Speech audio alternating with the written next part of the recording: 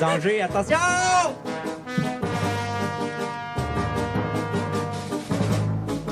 Ouais, ok. Là, il y aurait des sons genre de cartoon, là.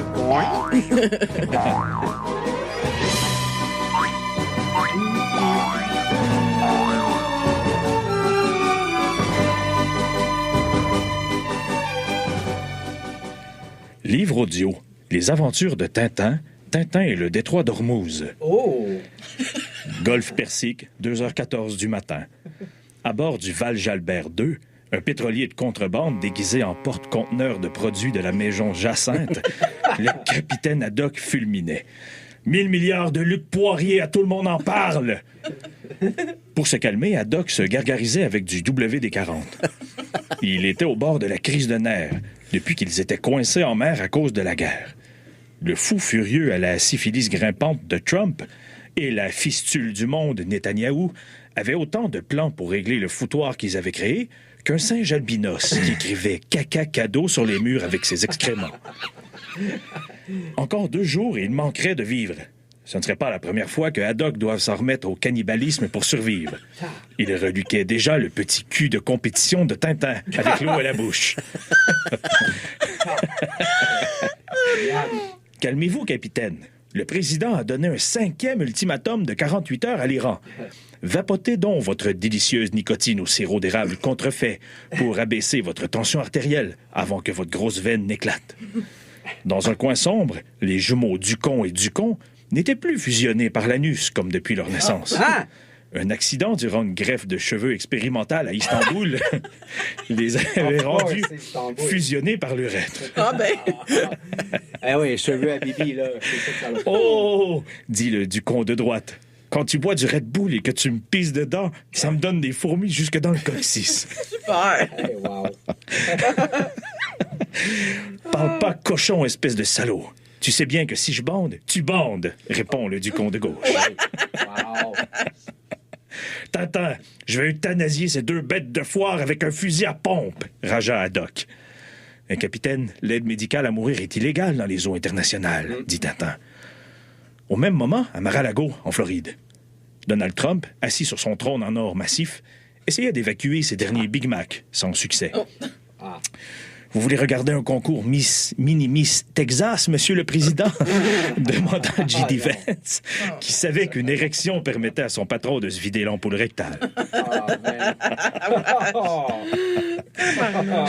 Soudain, l'orang-outan orange aux cheveux de nouilles ramen commence à convulser. Cette fois, ce n'était pas comme lors d'un discours normal. « Il fait un AVC !» s'écria Vance, qui ressemblait à une prostituée à rabais avec son maquillage ruiné par ses larmes. On transporta Pédonald à l'urgence de l'hôpital militaire Walter Reed. Des examens d'imagerie révèlent le pire. Le cerveau du président avait disparu. Mon Dieu! Mais comment a-t-il pu faire un AVC sans cerveau? Demanda Vance. On a bien fait un AVC, dit le médecin. Un accident vasculaire Coca-Cola. Voyez, sa boîte crânienne contient une balle de golf qui flotte dans 1 litre de coke diète. Selon son dossier médical secret, c'est congénital. S'il essaie de chier trop fort, le gaz carbonique s'accumule et il se met à trembler, comme un womanizer en mode rotoculteur. Ceci explique cela! Ouais, tout s'explique. Sur Internet, la rumeur courait déjà. Le président Trump serait mort. Serait-ce la fin de la guerre et de l'opération Epstein-Fury? Le retour de la paix sur Terre? La Coupe Stanley retournerait enfin à une équipe canadienne? Oh! Au beau milieu du golfe Persique, le Val Jalbert II recevait l'autorisation de traverser le détroit d'Ormuz. Direction l'île de Karg, le plus grand terminal pétrolier du monde. Le capitaine Haddock allait pouvoir remplir ses réservoirs de délicieux pétrole iranien qu'il allait revendre à gros prix à des beaucerons.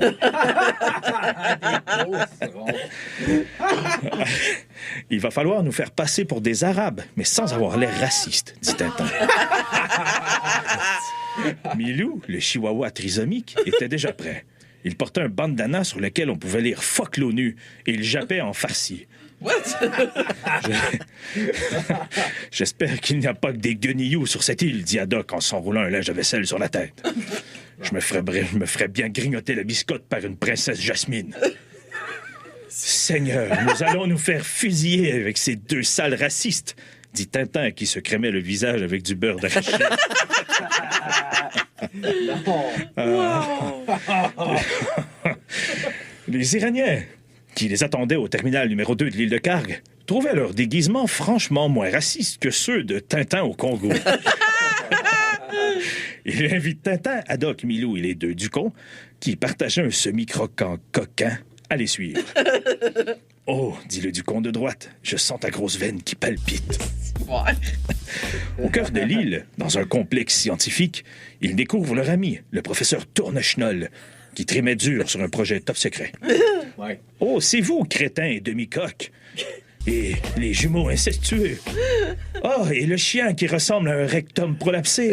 Mes amis, vous arrivez juste à temps! » Tourneschnoll, engagé par les gardiens de la Révolution après que les Américains aient bombardé une école de filles, terminait de fabriquer une bombe nucléaire avec des dates séchées et des pièces de rechange de lave-vaisselle Samsung. « Voilà! Et maintenant, il faut évacuer l'île, déclara Tourneschnoll. Les Américains vont l'envahir d'un instant à l'autre. Ce sera boum! Plus de détroit d'Ormuz pour personne. Tonnerre de plot!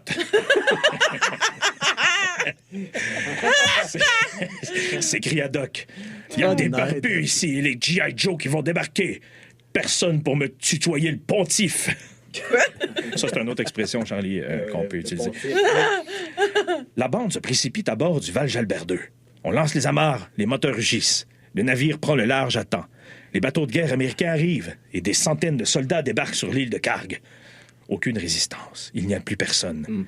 Les militaires investissent les lieux. Puis, l'enfer de 1000 soleils se déchaîne. La bombe nucléaire de Tourneschnoll explose, vaporisant des milliers de soldats et vitrifiant l'île, et détruisant la totalité des infrastructures. L'onde de choc envoie par le fond des dizaines de pétroliers et de porte-conteneurs, bloquant ainsi le passage. Le détroit d'Ormuz était non seulement fermé, il était irradié. Washington, midi 8 minutes. Telle une coquerelle, Pédonal était de retour, increvable. Pour maintenir sa balle de golf qui lui servait de cerveau en vie, on avait transformé le bureau ovale en aquarium rempli de cherry coke. Wow! Hormuz Nice. perdu, la Chine refusait d'utiliser le Trump coin comme monnaie nationale. Le gaz était à 20$ et once. Fallait trouver une nouvelle distraction pour éviter que les dossiers Epstein recommencent à trender sur Twitter. Musk, envoie tes satellites Starlink bombarder Téhéran avec des coupons de 10% de rabais sur X Premium, ordonne le président. Mais Monsieur Grok dit que c'est un crime de guerre. Trump traita l'IA de sale gauchiste lunatique qui renvoya Elon Musk en Afrique du Sud. Il chargea à Vance d'envoyer tous leurs bombardiers raser les rangs. Qu'on en fasse une piste de course pour Monster Truck à ciel ouvert, ordonna le sac de suif en chef. Le Val-Jalbert II tentait de voguer à toute allure en mer d'Oman. C'était trop et trop tard. Blocus naval américain en place, le USS Amazon Prime balance un missile Tomahawk. Éventré, le pétrolier de contrebande allait sombrer. « C'est pas vrai que je vais crever sans me faire faire un dernier Bill Clinton », déclara Adam. « Tintin, petite garce, vous ferez l'affaire. »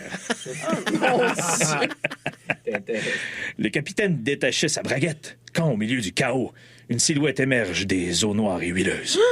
C'était pas un dauphin, ni un Navy SEAL. C'était lui, Justin Trudeau. Oh non! Le cyborg canadien venu les sauver. Justin, il est tout le temps là. Le Justin Minator. Son corps de titane étincelait sous le soleil. Sa chevelure parfaite de prince. Il avait un jetpack dans le dos. Wow! Comme Robocop dans le 3e film nul à chier de la série. Ce qu'il est superbe, s'écria Ducon de droite émoustillé. Ducon, tu es dangereusement excité. Tu vas encore me péter le frein, répondit celui de gauche. Bien que le Hamas manquait de diversité de genre et que ce conflit armé manquait cruellement de chaussettes thématiques, le Justin Minator s'excusa pour le colonialisme maritime et prit toute la bande dans ses puissants bras chromés cybernétiques. Il alla les déposer au Koweït.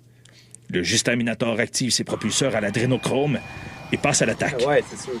Pulvérise une escadrille de bombardiers américains, sauvant les rangs de la destruction. Puis il plonge sous l'eau. Dans un effort surhumain, il sépare les plaques tectoniques, déchirant l'Arabie saoudite de la nuque jusqu'au trou de cul.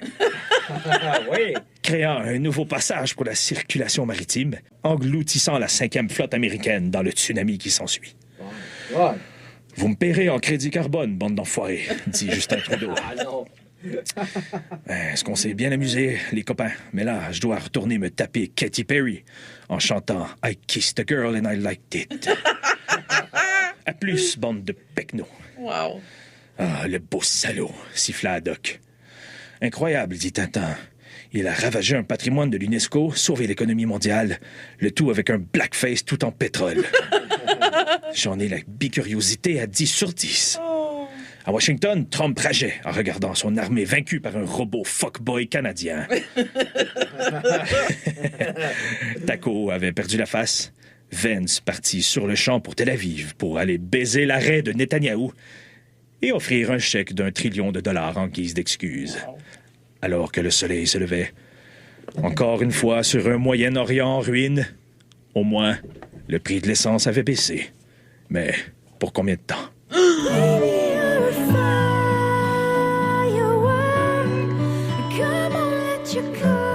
Hey, c'était bon. C'était poignant et très toxique. Wow. Ouais. Comme d'hab. Comme d'habitude. Comme d'habitude. Finalement, c'est comme d'habitude, hein? C'est ça. Fait que, on s'en va écouter Peppo et HL. Je sais pas c'est qui, mais il me semble que c'était bon. Bon. Hyper Venom avec Offstat. Pompez la pique.